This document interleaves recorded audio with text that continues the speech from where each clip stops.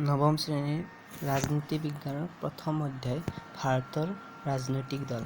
২৭ চনৰ উত্তৰৰ প্ৰশ্ন।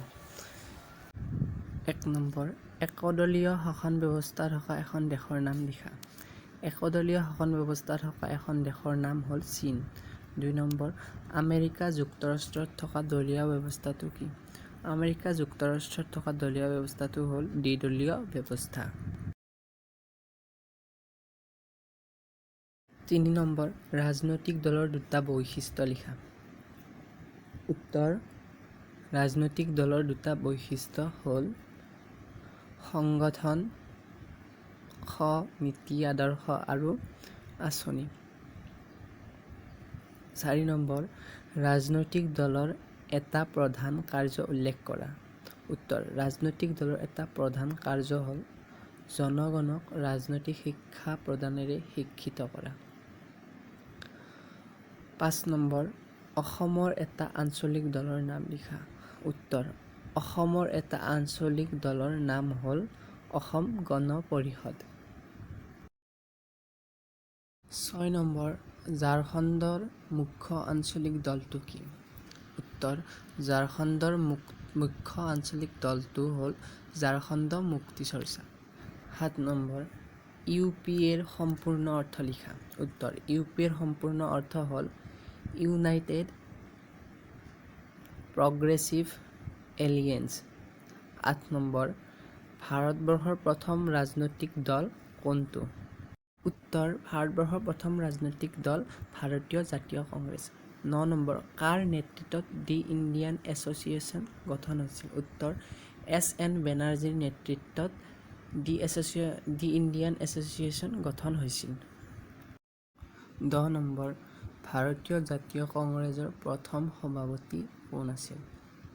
উত্তৰ, ভাৰতীয় জাতীয় কংগ্ৰেছৰ প্ৰথম সভাপতি উমেশ চন্দ্ৰ বেনাৰ্জী আছিল। চমু উত্তৰৰ প্ৰশ্ন। ১ নম্বৰ, ভাৰতবৰ্ষৰ দলীয় ব্যৱস্থাটোৰ প্ৰধান বৈশিষ্ট্য কি? উত্তৰ, ভাৰতবৰ্ষৰ দলীয় ব্যৱস্থাটোৰ প্ৰধান বৈশিষ্ট্য হ'ল ভাৰতবৰ্ষত বহুদলীয় শাসন ব্যৱস্থা আছে। ভাৰতবৰ্ষত থকা বহুদলীয় ব্যৱস্থাটো প্ৰকৃত গণতান্ত্ৰিক ব্যৱস্থা বুলিব পাৰি।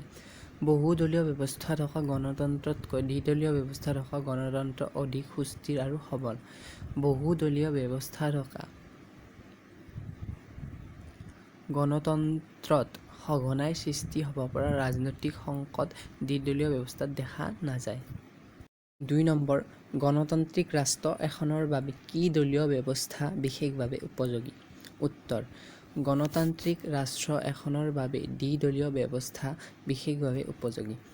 কাৰণ বহুদলীয় ব্যৱস্থা থকা গণতন্ত্ৰতকৈ দ্বিদলীয় ব্যৱস্থা থকা গণতন্ত্ৰ অধিক সুস্থিৰ আৰু সবল।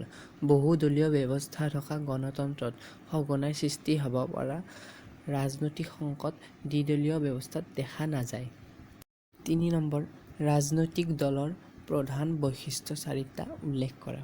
উত্তৰ, ৰাজনৈতিক দলৰ প্ৰধান বৈশিষ্ট্য চাৰিটা হ'ল ক সংগঠন, খ নীতি আদৰ্শ আৰু আঁচনি, গ ক্ষমতা দখলৰ বাবে আকাংক্ষা, ঘ জাতীয় স্বাৰ্থৰ প্ৰতি সন্মান।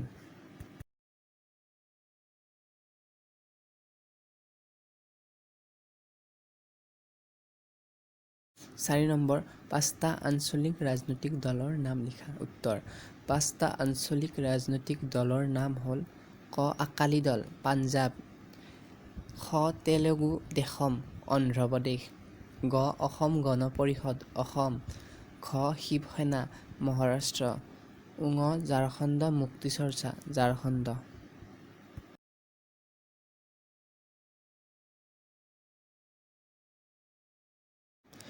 ৫ নম্বৰ, মৰ্চা চৰকাৰ বুলিলে কি বুজা?